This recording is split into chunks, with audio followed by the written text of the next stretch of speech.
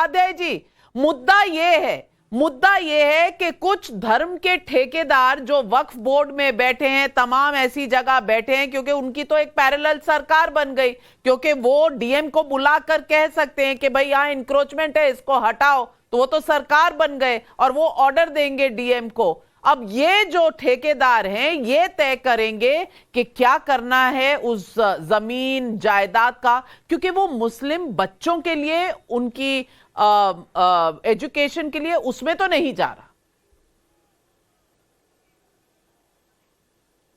नहीं नविका जी, मैं आपसे 2 मिनट लेना चाहूंगा और मैं इसकी कुछ ऐसी बातें बताने चाह रहा हूं जिस पे चर्चा नहीं हुई है। यह वक्फ बोर्ड सबसे बड़ा लैंड माफिया ही नहीं है, बल्कि सबसे बड़ा एक्सटॉर्शन का धंधा भी चला रहा है, और एक्सटॉर्शन के धंधे के साथ साथ ये कन्वर्जन का धंधा भी चला रहा है। कैसे मैं आपको बताता हूं। गांव देहात में गोचर की जमीन होती है जिसको ग्रीनलैंड कहते हैं, वो जो पशुओं के लिए चारागाह होता है, उसमें एक मिनट प्लीज, मुझे प्लीज बीच मत टोकिए। मौलाना साहब आप बोल चुके, पहले अश्विनी जी बोल ले, फिर बाद में आप उनको जो कहना चाहेंगे जरूर कहिएगा, पहले वो बोल लें। जी अश्विनी जी। हाँ, पहले मैंने कहा ये फिरौती और वसूली करता है, ये धर्मांतरण कराता है, और ये लैंड माफिया बन चुका है। लैंड माफिया कैसे बन गया है नविका जी? ये जो गांव देहात में ना गौचर की जमीन होती, जहां गाय के लिए चारागाह होता है, उसका मालिक कौन होता है? वो सरकार होती, पब्लिक लैंड होती, खुली लैंड होती है। खेल का मैदान होता है, उसका कोई मालिक नहीं होता, पब्लिक लैंड होती है।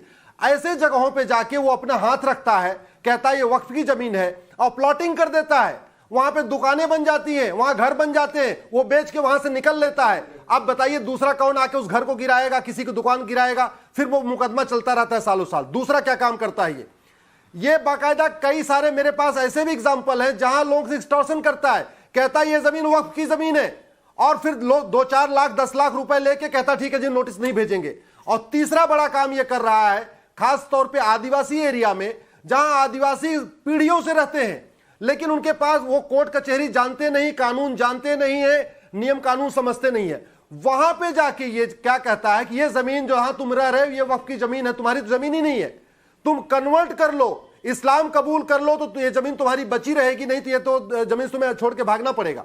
तो इस तरीके का 3 काम कर रहा है, वसूली कर रहा है, लैंड माफिया हो गया है, और एक्सटॉर्शन कर रहा है, और कन्वर्जन भी करा रहा है। मैं इसलिए कह रहा हूं ये बहुत काला कानून है, ये भारत के संविधान के बेसिक स्ट्रक्चर के खिलाफ है। इसीलिए मैंने आपने कन्वर्जन का एलिगेशन लगाया है, आपने बड़ा आरोप लगाया अश्विनी उपाध्याय जी, इसका एविडेंस क्या है आपके पास, वसूली का और कन्वर्जन का जो आपने आरोप लगाया है?